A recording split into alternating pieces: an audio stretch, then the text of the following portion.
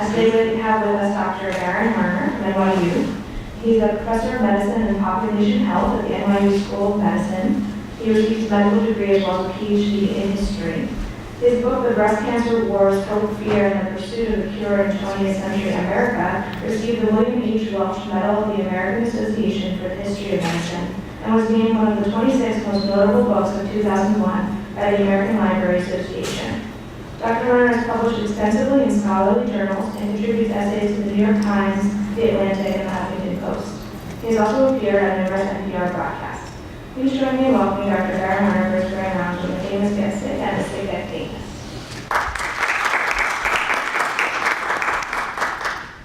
Good morning, glad to be here. I do a version of this talk for the first year medical students at NYU, so I amuse myself by putting this slide up and seeing how many they can name. It's pretty bleak. There's always enough sports fans from New York that they get Lou Gehrig, they definitely get Michael J. Fox, and Angelina Jolie, but it's about 3 a day. And then someone will go, Arthur Ashe? So, but they never get Betty Ford, they never get Rock Hudson, and no one gets Rita Hayworth.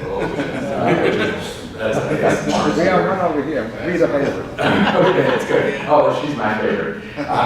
Anyway, this talk comes out of a book I published several years ago on famous patients, and these people are on the book. I unfortunately won't get to talk about all of them today, although if you have questions about them at the end, that would be fine. So why talk about famous patients? So let me give you some themes about what I'm going to talk about and argue why this is an important topic. I'm going to talk about celebrities and new medical technologies, celebrities and media coverage of medicine, celebrities and the rise of patient activism, and then what I'll call celebrities and the tension between N of 1 cases and evidence-based medicine, and how do we balance these cases that get so much attention with what the data actually shows. This is my myth slide, M-Y-T-H, that reminds me to remind you that a lot of the stories I tell today got shrouded in myth, and one of the challenges is trying to ascertain what's true and what's not. But that's part of the fun of it for me. So I'm going to divide the talk into 3 groups of famous patients. Well, the first are going to be people who were famous already, who became sick and got more notoriety. You see the years there. Second are going to be famous people who not only got sick, but in some way challenged the medical system in the 70s and 80s. And then I'll end with some people who were not sick at all were not famous at all until they got sick. A little history to orient us. You really can't have famous people or famous patients unless you have the media and ways to disseminate information. In the 1920s, most historians of the United States have sort of designated the era in which, the era of celebrities and where media attention to various things arises much more. You got radio coming in at that era, tabloid journalism takes off, newsreels, which you sometimes see, and for the first time, famous people can be their activities and what they do in life can be disseminated widely to big audiences in a short period of time. I just mentioned a couple of the first famous patients, and I'm going to talk about them a lot, but just curiously, Rudolph Valentino and Harry Houdini. I also asked the students which one that is. So both Valentino and Houdini died in 1927. They both died of peritonitis, interestingly. And the media covered their stories. And again, these were famous people. These famous people got sick, and it became more natural to start nosing around in the lives of these people as far as illness went. Medicine was also changing dramatically. This is a mini history of medicine in the 20th century. There was a lot more doctors could do for patients all of a sudden. Insulin's synthesized in 1920, get the first antibiotics, 1936 the sulfa drugs, then penicillin, and this leads to a great allure for technology and what medicine can accomplish. Cures for diseases that were previously incurable, like tuberculosis and endocarditis, are available. And concurrently with that, you see, especially after World War II, the rise of the NIH budget and experimentation. So let me get to the stories, which is the fun part. And I start with Lou Gehrig, and I called him the first modern patient because of all the media attention that his case got. I guess this is pretty timely. Obviously, if the Yankees won the World Series, I think doing an even better job. So Gehrig first got sick in 1938. Toward the end of the season, the man was known as the Iron Horse and had played in so many consecutive games, but just not playing as acting, playing as well as he formerly did. And then during the winter between 1938 and 1939, there was clearly something very, very wrong with him. And there's lots of stories about this, but he and his wife went ice skating and he kept falling down. He tripped over a curb. And here was this amazing physical specimen having all these problems. Nevertheless, in March, he showed up in Florida for spring training. And there was clearly, again, something wrong. He wasn't playing while balls were going between his legs. Nevertheless, he started at first base for the Yankees in the beginning of the season. And it's what is probably the most amazing athletic accomplishment in history. Lou Gehrig got 4 hits before he sat down with rip-roaring ALS. So that's amazing. I think he went like 4 for 28. And finally, he went to the manager and said, you gotta bench me, I'm not playing well enough. But what's interesting is this was a very different world. Gehrig benched himself in May, but it wasn't until June that he finally went to the Mayo Clinic and got a diagnosis. Front page of the New York Times. To whom it may concern, this is to certify Mr. Lou Gehrig has been under examination at the Mayo Clinic from June 13th to 19th. After a complete examination, it is found he suffered from ALS. Okay? If anyone had gone to a neurology textbook and looked up ALS, it would have given you a very bleak picture. It would have said a progressive neurological neuromuscular disease, which usually kills its victims within 1 to 2 years. But Gehrig's case, because of his fame, was more complicated. Gehrig became one of the first famous patients. This is one of many pieces of correspondence that Gehrig got and sent to other folks. This one is from Gehrig to a woman who had written trying to find out more about the treatments that Gehrig was getting. This is October 1939, so it's 4 months later, and of course it's Eleanor Gehrig who signed the letter because Gehrig already couldn't sign it. But Gehrig gets a lot of notoriety, at least initially.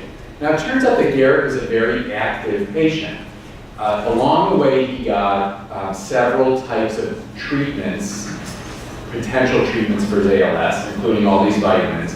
In the case of vitamin E, and I'm glad to be talking about this at Mount Sinai, he went into a clinical trial with a Dr. Wexler, whose name is probably remembered by a few people, in which he was randomized, and here's the trial that Dr. Wexler did with vitamin E, and about 15 patients with ALS, uncontrolled, got vitamin E pills and injections. Dr. Wexler, I.S. Wexler, published in the American Journal of Medical Sciences, 1940, and if you read the paper closely, LG is one of the patients. Again, this is an era way before IRBs, as you can tell.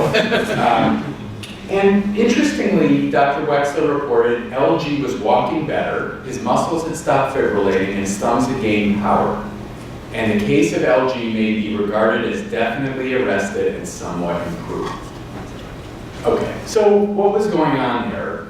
Certainly in retrospect, we know vitamin E has no effect at all. So this was probably some type of a bias where Wexler wanted to see good results in Lou Gehrig, and Gehrig may have tried very hard because he was in a trial or whatever, but the excitement that when this got reported turned out to not be the good news that people had wished. Now what happened after, unfortunately, was a deterioration, and Gehrig died in 1941, which was exactly the 2-year gap after his diagnosis. But the story didn't die, and in 1942, there's actually a new book on this movie that, by a New York Times reporter.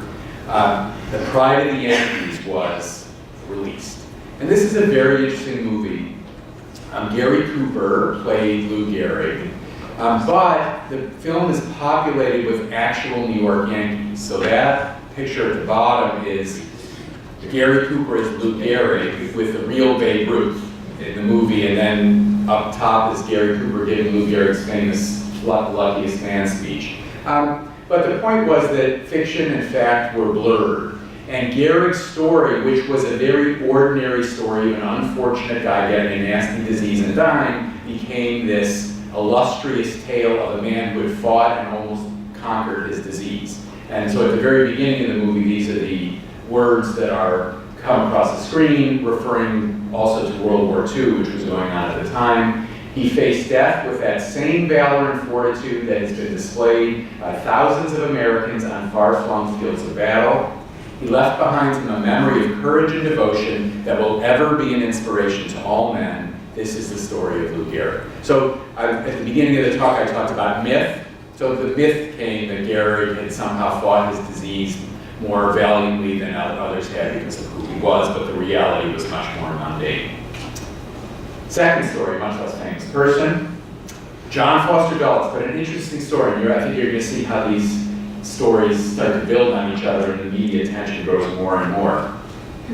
So John Foster Dulles was the Secretary of State under Dwight Eisenhower, and before Hillary Clinton broke his record, he had flown for more miles across the globe than any other Secretary of State. So a very active guy and very interesting guy. And I write growing media coverage here. 1956, Dulles is home in DC, gets a severe pain in the middle of the night, rushed to Walter Reed Hospital, where he's initially diagnosed with appendicitis. But turns out that he had a carcinoma that had ruptured, and his bowels are filled with, his abdomen is filled with cancer cells. They do the standard operation that you would do and do a resection, and he's gradually recovering at Walter Reed Hospital. Now what happens is interesting. I showed you in the case of Gehrig, Mayo Clinic did a press release when Gehrig left, but that was all they did. But now things are getting, there's more and more attention. So the doctors actually hold press conferences at Walter Reed Hospital in 1956 in a room much like this, the journalists in the audience and Dulles' doctors here. And they start to say, well, Mr. Dulles, here's his vital signs of the morning, here's how we think he's doing, and reporters get to ask questions. Now what the reporters didn't do in 1956 was push very hard. So they didn't go to other bowel surgeons, for example, and say, well, what's the real prognosis here? Because if they had, the doctors probably would have said, not very good, there's no chemotherapy available. And Dulles was, the cancer cells had spread across the abdomen, so he was not going to make it from this. But again, the journalists didn't ask, and the public got the story of John Foster Dulles amazingly is recovering from his cancer. The word cured was used, and he continued to do his job. Unfortunately, in 1959, the cancer recurred and he died. Margaret Bourke-White. Fascinating story. Again, not known to, unfortunately, to many younger people today. She was sort of the first famous woman photojournalist. Traveled the globe, was seemingly in the right place at the right time for all these stories. This is a very famous picture she took at the liberation of Buchenwald concentration camp. 3 years later, she was photographing Mahatma Gandhi like 3 hours before he was assassinated. So she was like in the right place at the right time and prided herself on her dexterity. You can see where I'm headed with this. So ironically, in the mid-1950s, first problem she noticed was when she tried to push the button on her camera. That's how old-fashioned cameras. She couldn't push it, and it was frustrating her because she had to be fast. But it was clear something was wrong. She avoided going to the doctor for quite a while, but by 1957, it was clear that she had Parkinson's disease and was going to need to get treated. In 1959, she had an operation. So, and then wrote about it here in Life magazine. So I'll talk about the operation in a second, but again, I'm trying to trace this history of media coverage of medicine. So now we've gone from Gehrig, press release to press conferences, to a famous person actually writing an article about her illness in a major magazine, Life magazine. The photos for you trivia buffs, the photos were taken by Alfred Eisenstadt, as you might guess, her colleague at Life magazine. And this basically told the story of how she had undergone an operation for Parkinson's in which they basically dripped alcohol into her thalamus with the idea of making her symptoms better. This was one of these early efforts to be aggressive for Parkinson's disease and do a sort of operation. And she writes about what happened. She actually underwent this experimental surgery twice, first in 1959 and 1961. And she becomes what you might call a spokesperson for Parkinson's. She gets, and I was able to go through her papers, thousands and thousands of letters from people with Parkinson's, their family members, interested members of the public. Tell me more about your operation, who is your doctor, should I get this done, that sort of thing. And she's very dutiful about writing back. But interestingly, she struggled with the issue of proof. When right after she had her operation and participated in this article, she was sure that the operation had worked well, and she was doing so much better. But soon thereafter, her symptoms recurred, and she didn't know if she really had gotten better, or all this had to do with the fact that after the operation, they put her into aggressive physical therapy, and that's why she was doing better. She was almost certain that the second operation in 1961 had done nothing. So again, a complicated story about how we ascertain whether or not things that famous celebrities do in medicine actually work or not. But the inspiration trumped the medical fact. So even though Bourke-White was ambivalent about what had happened, some of these letters characterized her as a total hero. So one woman whose husband had Parkinson's wrote, "We were so thrilled to see and hear you on TV, we just cried. Chad didn't think I saw him, but he wiped his nose and eyes." And another person wrote, "The doctors here say there is no cure, but your story made me believe there is some help and hope." Okay, second group of patients I mentioned were famous people who not only were sick, but also in some way used their story to oppose the system. And to remind folks, early 1970s was a time of ferment in medicine and change.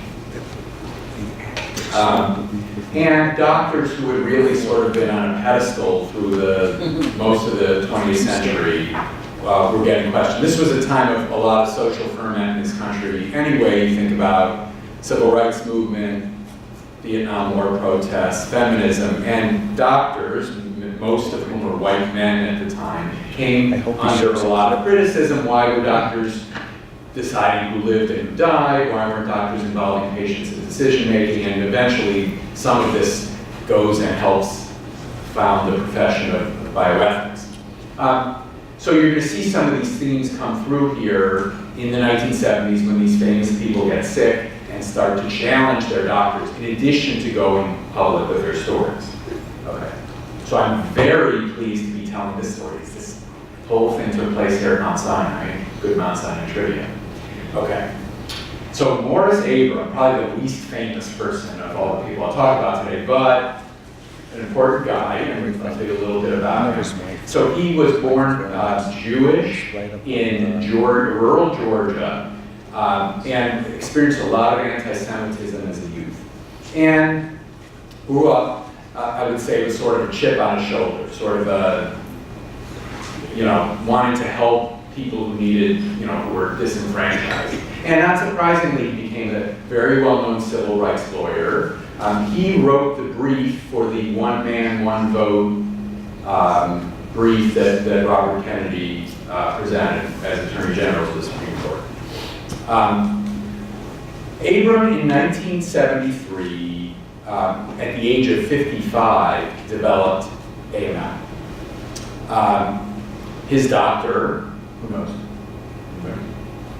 James Holland. Okay, so longtime hematologist here, James Holland was his doctor, one of his doctors.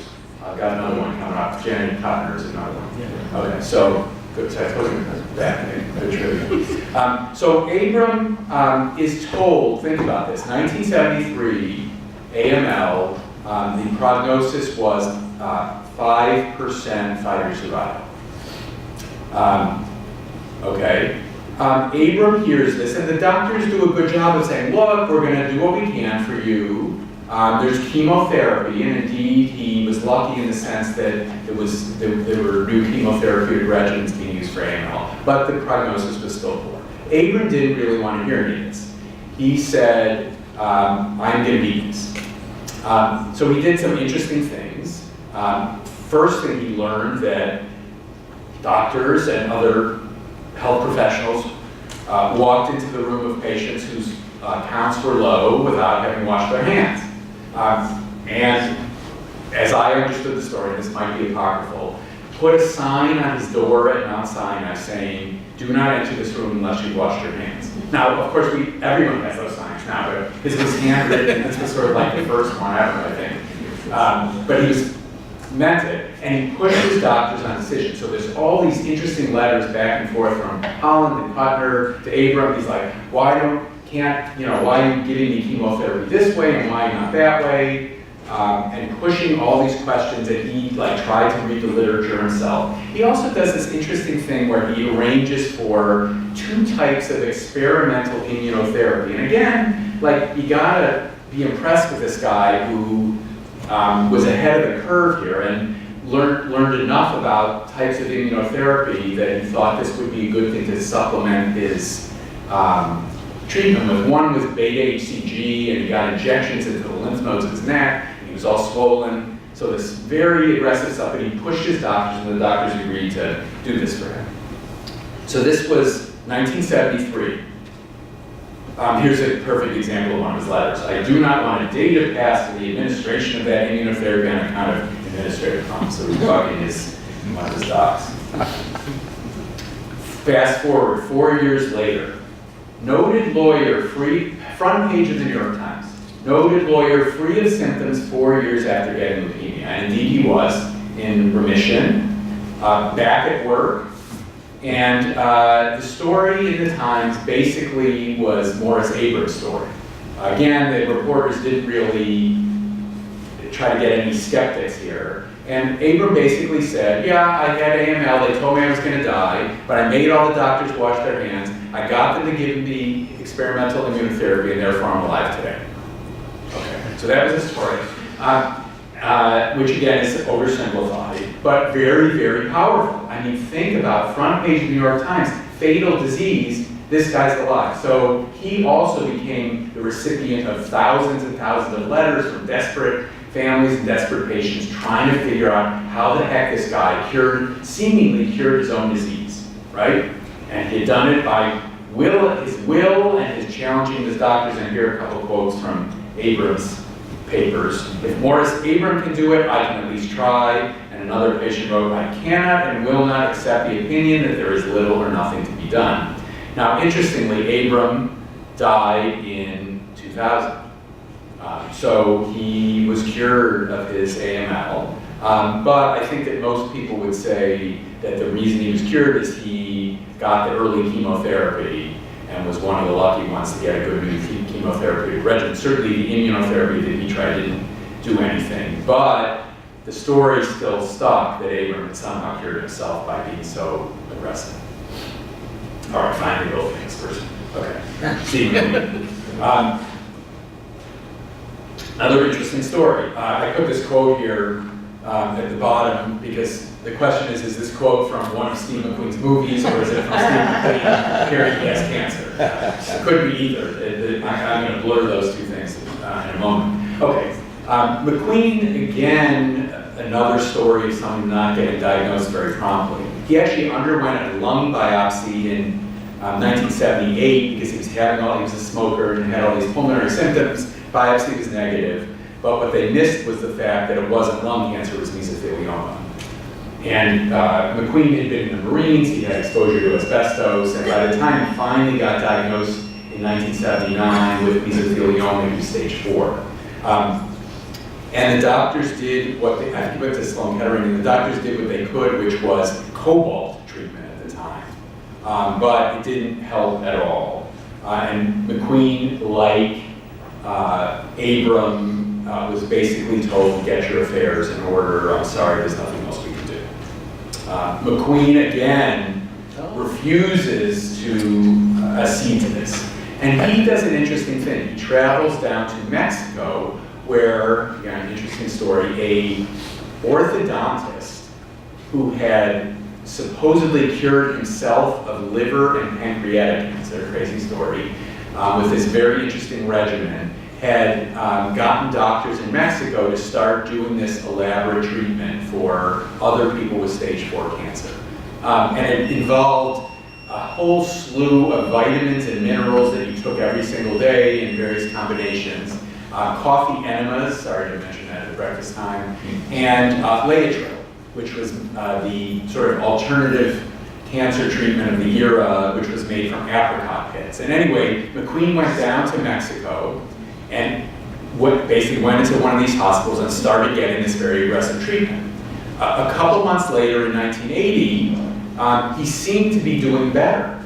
And in Los Angeles, McQueen wasn't there, but his doctors came to Los Angeles and held a press conference in which they basically announced that McQueen was getting better from his mesothelioma because of this treatment he was getting.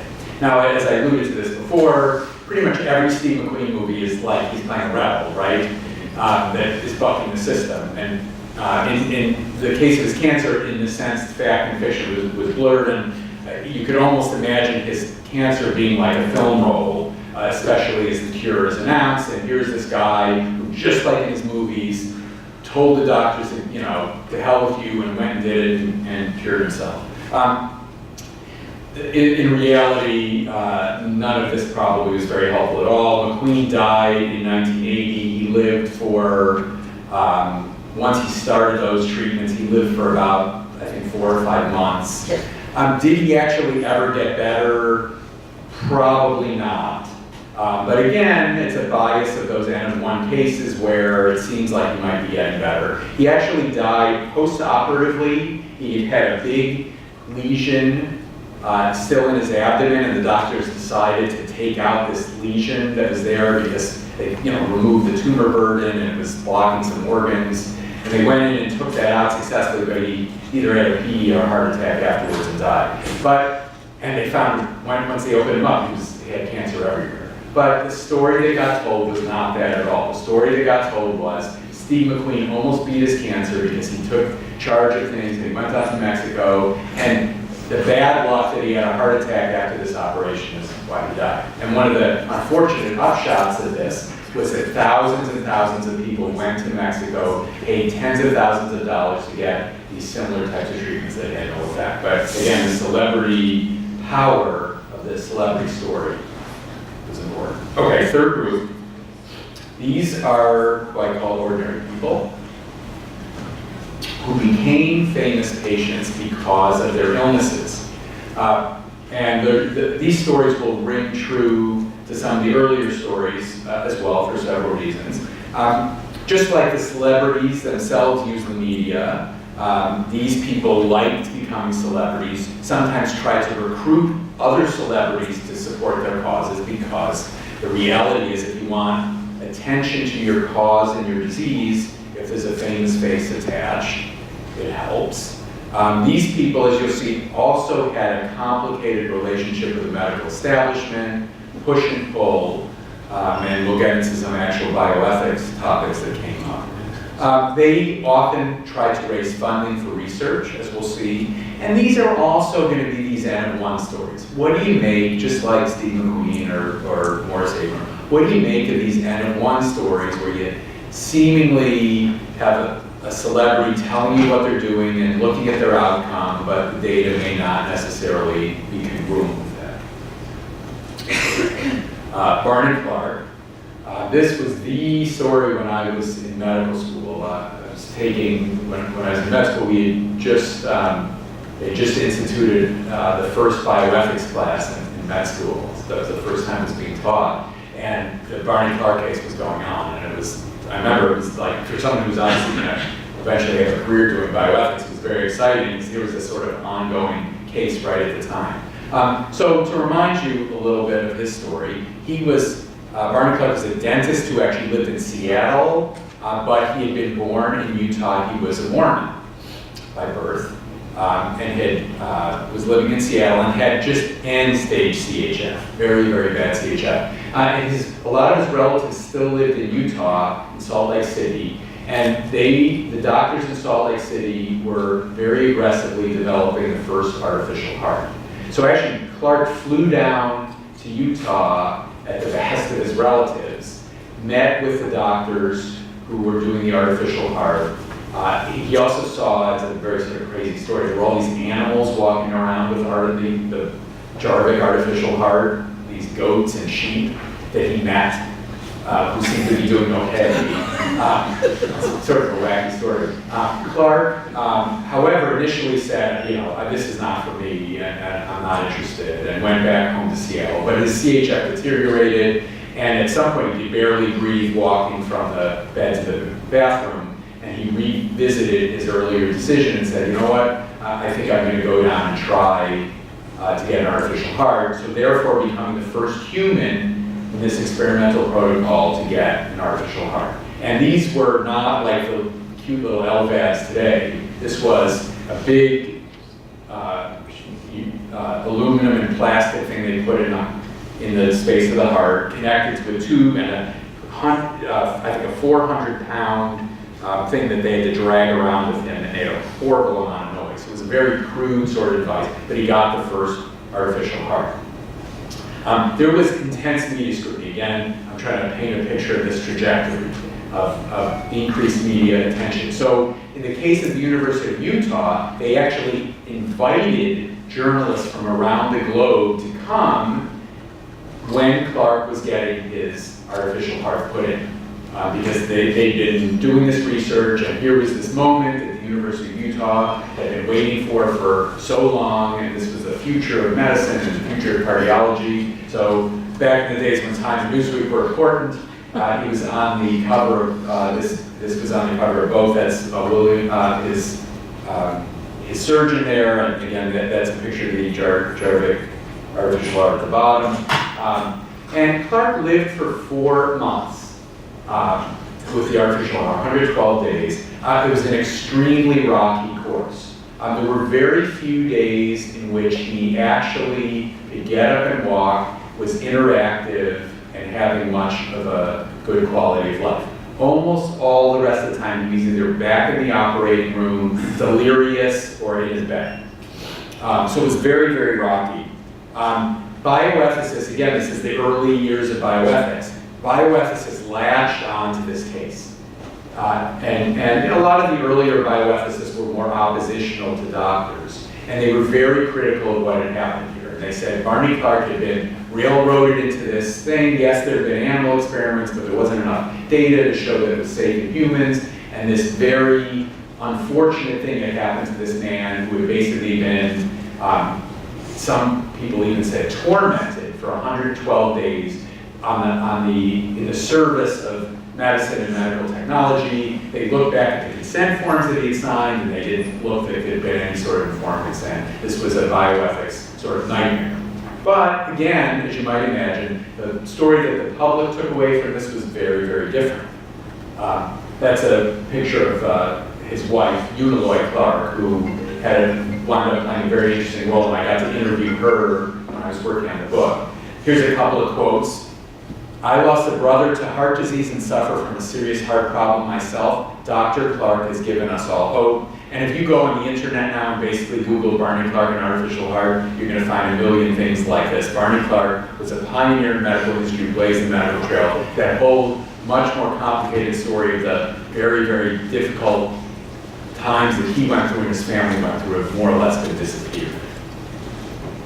I just mentioned AIDS. I'm not going to talk about any AIDS cases specifically, but AIDS ratcheted all this up to the degree that celebrities were going to be important. The stories of people like Rock Hudson and Magic Johnson and Elizabeth Glaser and Arthur Ashe and these famous people who had AIDS.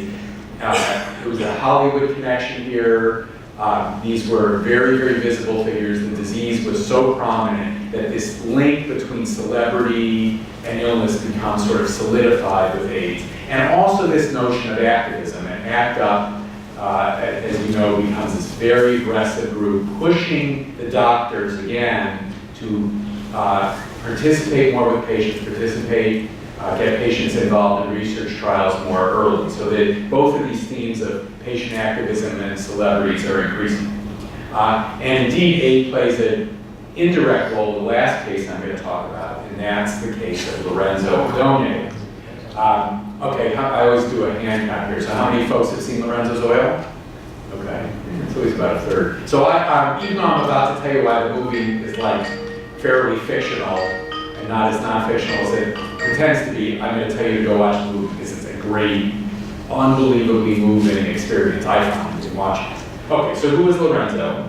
Lorenzo was a 5-year-old boy in 1983.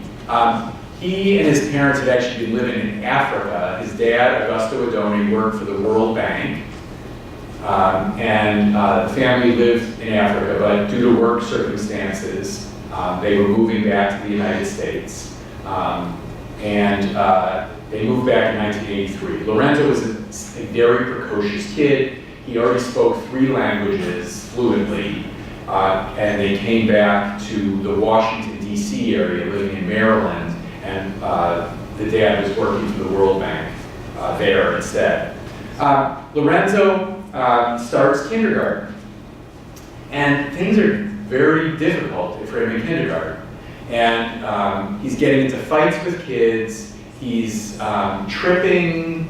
He's having a terrible time. He seems uncoordinated. They take him to doctors, and you can probably figure where this is going. The first doctors say, this is an adjustment disorder. You just took the kid from Africa to the United States. He hasn't been in kindergarten before. He'll be fine. But it turns out that they missed the fact that he had adrenal dystrophy, which is an X-linked disease. So only boys get it. And the short version of this is you get a buildup of very long-chain fatty acids that lead to the deterioration of myelin. That's obviously not Lorenzo's family, but the mom is a carrier up at the top right, and then one of the 2 boys, boys have a 50% chance of getting the disease. Girls have a 50% chance of being a carrier. The disease typically starts affecting boys at about age 5, which is when Lorenzo got it, and it's just a nasty deterioration neurologically. First, the sorts of symptoms I was telling you with Lorenzo, but eventually these boys become blind, deaf, can't eat, they all get feeding tubes, and they become increasingly less interactive. So very bad disease. Now, parents told, we're sorry, there's not much we can do. We do have a clinical trial of a very long-chain fatty acid, a diet low in very long-chain fatty acids that we're doing, that Lorenzo should be entered into. Because maybe that will work, and he indeed initially was put into that trial. But it turns out that changing the diet doesn't really do anything. So these parents, like some of the other people I told you about already in the talk, challenge the doctors. They are like, we don't believe there's nothing you can do. Very fascinating story. Now they happen to live outside DC, so the parents, Michaela is the mom, and Augusto start hanging out at the NIH library. And they start reading all these books about demyelinating diseases. And they find, amazingly, there's all this research going on internationally about these diseases. But these people aren't talking to each other, citing each other's papers. So the first thing the Odones do, and they're fairly well off, and they have access to some money, is they bring all these scientists together and they put them in one room. These people had never talked to each other before, and they start making connections about the disease and things that might get done for this. And long story short, one of the things they realized is that if you put 2 oils together, oleic acid is one of them, and erucic acid is the other. And you basically, the kid ingests them in what became Lorenzo's oil. They may be made into a salad dressing. If the kid takes enough of that, it is a competitive inhibitor to what is making the genetic defect that causes the excess of very long-chain fatty acids.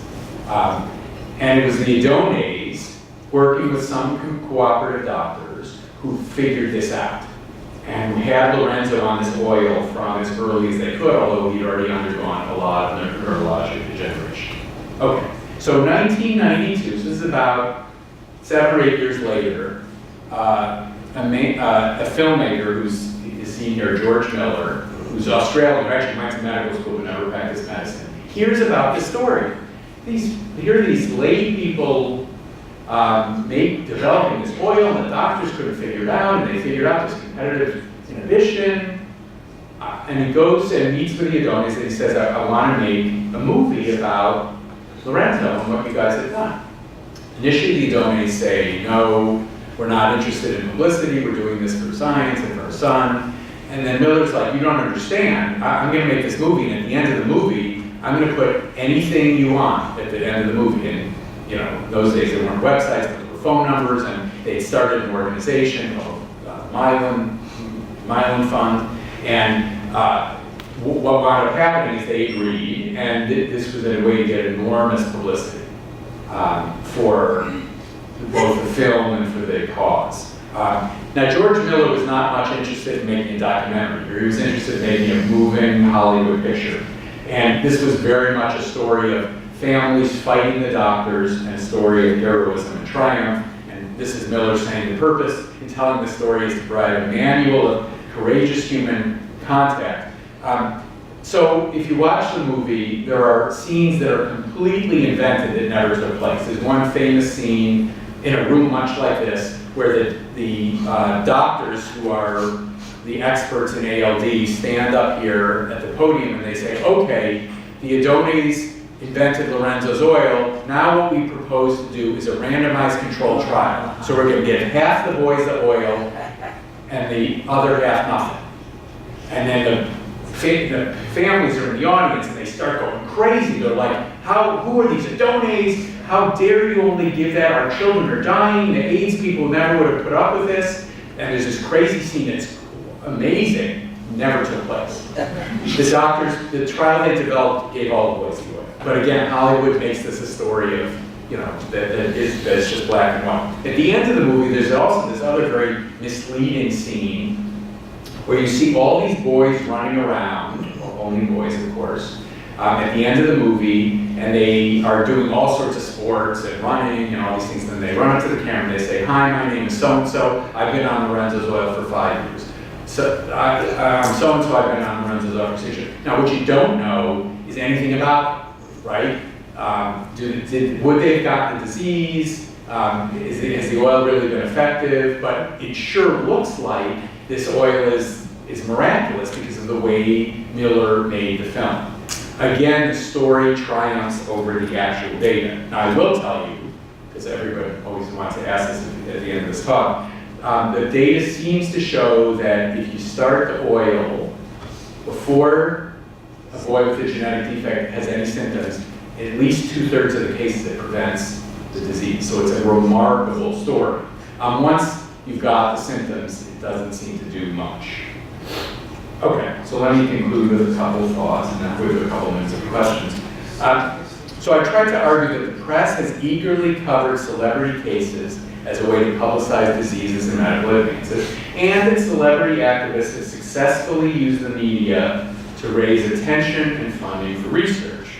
But it's complicated. These seemingly simple stories that you see in the press about these illnesses are actually more complicated.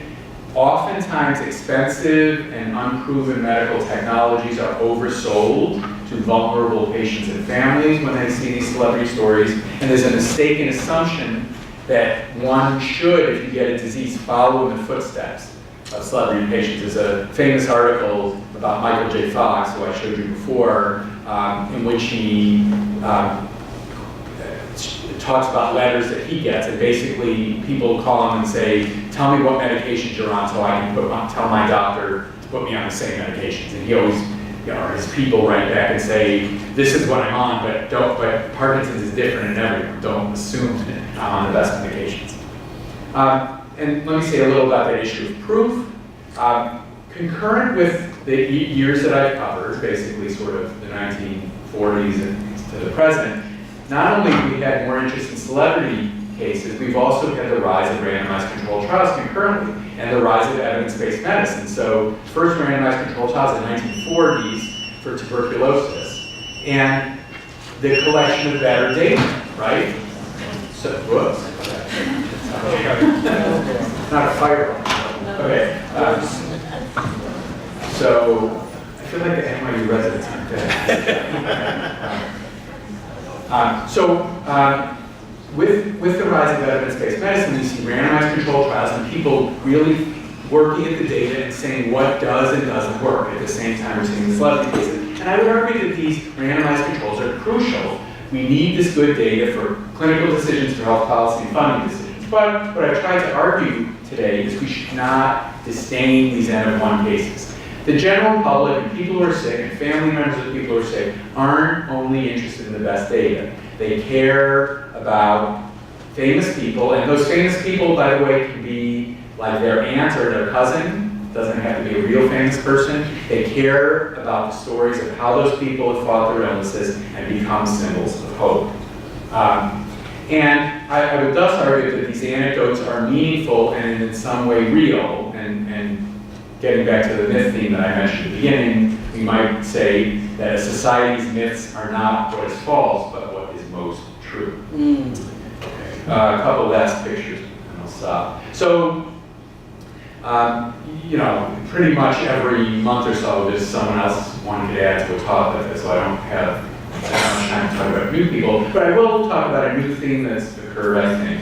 A lot of the early coverage of famous patients was mostly people who were going to be cured or were doing better, and there wasn't a lot of talk about people who weren't doing well. And indeed, in Lou Gehrig's case, when he started to really deteriorate, he disappears from the newspapers. They stopped talking about him completely because they knew he was dying.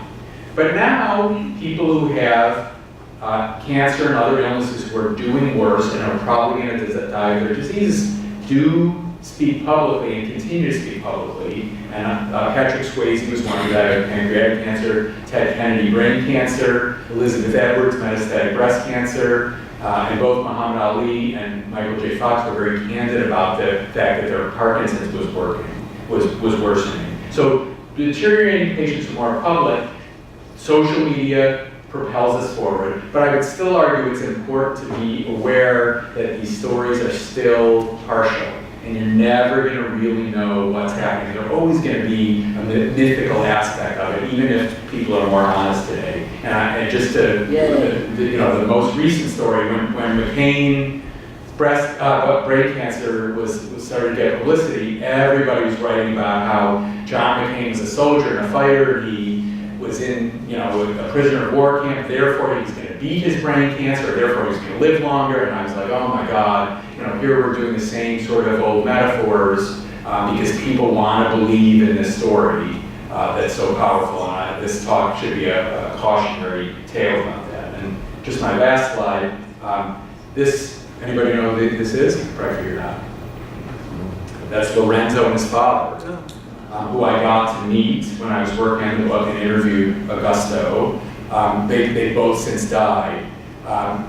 But Lorenzo, I think, was 27 years old at this time. And looked like that when I saw him. He had a feeding tube, he did not open his eyes, he did not speak, he did not talk, he didn't interact with me at all. But Augusto believed that he could talk to Lorenzo and Lorenzo could understand things. And this is this loving interaction between father and son. And to the degree that Augusto is right, it's clearly because his dad, because Augusto had put his son, developed Lorenzo's well, and then put his son on it as soon as he could. So then I'll stop there. Thank you.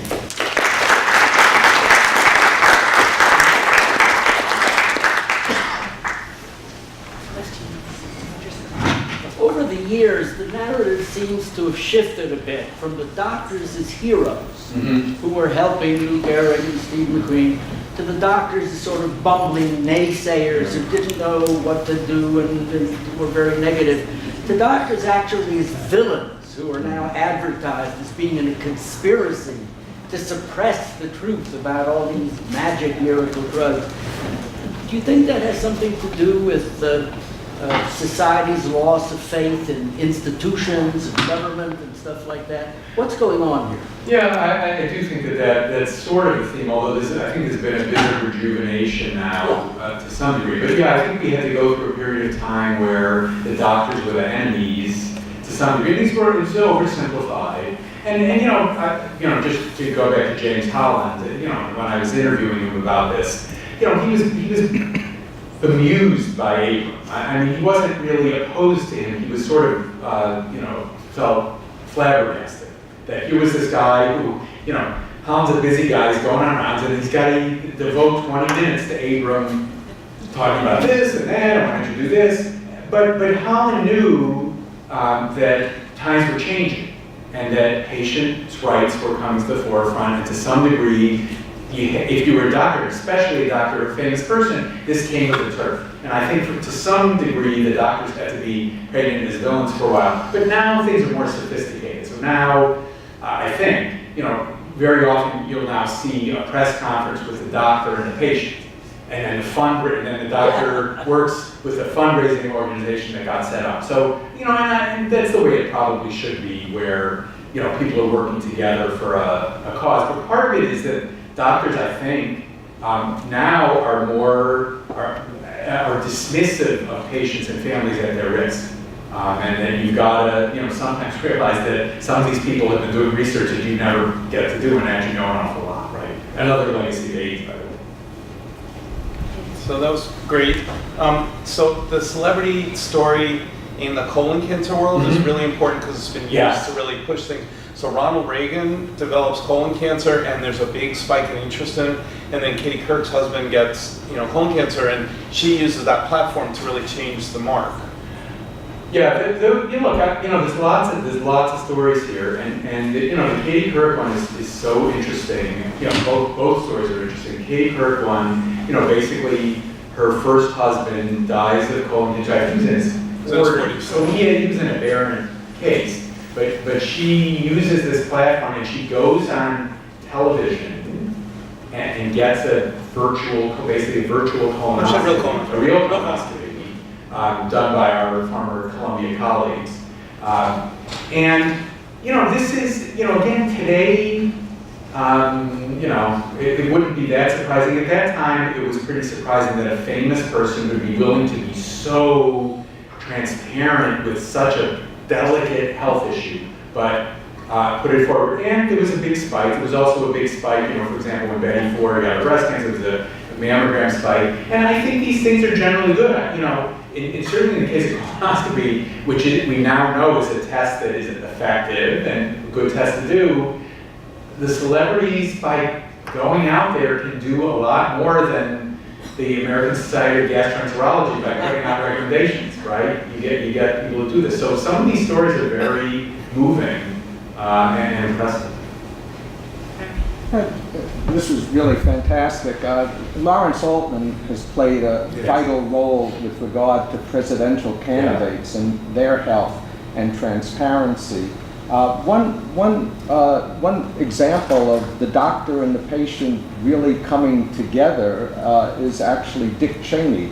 Jonathan Reiner wrote this really quite wonderful book about Cheney's heart disease and all of the benefits he derived from many other. Each of the advances in cardiology seemed to come along just as he needed them. I'd just say that one of the other values of the celebrity is to understand medical history. So when I go to Capitol Hill, I tell them when FDR went to the altar with a blood pressure of 220 over 110, there were no drugs for high blood pressure. And Eisenhower, when he had his heart attack in 1955, they didn't even do an EKG until the next day. And his treatment was what most people got, 6 weeks of bed rest. He actually got 7 weeks. Versus Cheney, who was walked out of the hospital in 2 days after his. So I think there's also another dimension to the value of using celebrities to highlight some of these important issues. Yeah, it's interesting. Among the diagnoses that Gary got when he went to doctors, for example, he was initially diagnosed with a gallbladder problem. And you just say to yourself, what was that doctor thinking? But part of it is a story of new medical technology, better ability to get diagnosed, more aggressive patients trying to get diagnoses, and Cheney's a great example. Now, one of the interesting things is, you know, in the world of presidential health, without getting political here, in an interesting way, presidents are still allowed to get, quote, their own doctors to give their medical recommendations, and there's an argument to be made that's been made over time that there should be some kind of independent board that evaluates all presidential candidates because we want this medicine to be more objective. So in a weird way, presidential celebrity health lags a little behind other people. So. Thank you very much. Okay.